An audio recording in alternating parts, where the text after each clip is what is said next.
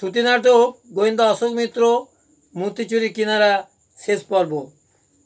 বিমল মাসির বাড়িতে তাহলে দুদিন ভালোই কাটালে। আসার সময় বিষ্ণুপুর থানার বড়বাবুকে বলেছো তো রাত 12টার সময় দুজন কনস্টেবল পাঠানোর জন্য? হ্যাঁ, যে দুজন আসবেন একজনের নাম জয় আর একজনের নাম সঞ্জীব। বড়বাবুকে বলেছি ওনাদেরকে ইউনিফর্ম ছাড়া পাঠাতে, যাতে কেউ পুলিশ বলে বুঝতে না পারে। থ্যাঙ্কস বিমল। আচ্ছা এখন কটা বাজে বলো তো? এখন রাত 11:15। ঠিক আছে সুজিতবাবু, আমিও বিমল এখন আপনাদের মন্দিরে যাচ্ছি। আপনি বাড়িতেই থাকুন, আমি বাঁশি বাজালেই আপনি মন্দিরে চলে আসবেন। বিমল টর্চটা সঙ্গে নাও, কুইক, আর দেরি নয়।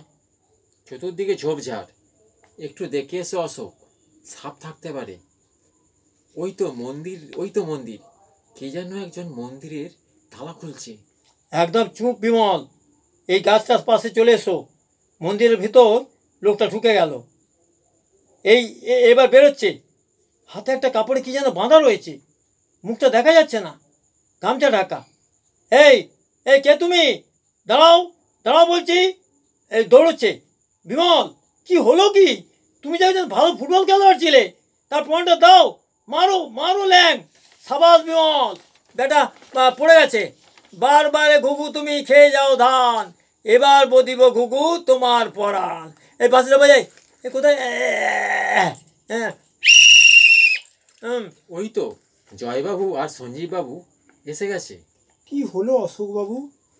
আপনাদের মন্দিরের দুর্মূল্য মূর্তিচোরকে ধরে ফেলেছি, দেখুন তো চিনতে পারেন কিনা। বিমল মুখের গামছাটা সরিয়ে দাও তো। আরে তুই শ্রীধর, তোর এই কাজ?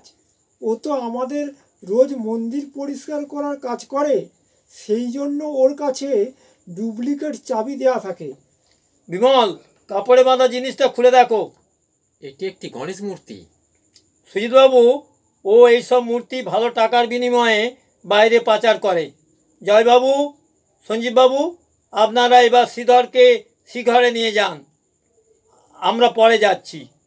আমাদের আবার 7:30টায় পুরুলিয়া এক্সপ্রেস ধরতে হবে। নমস্কার।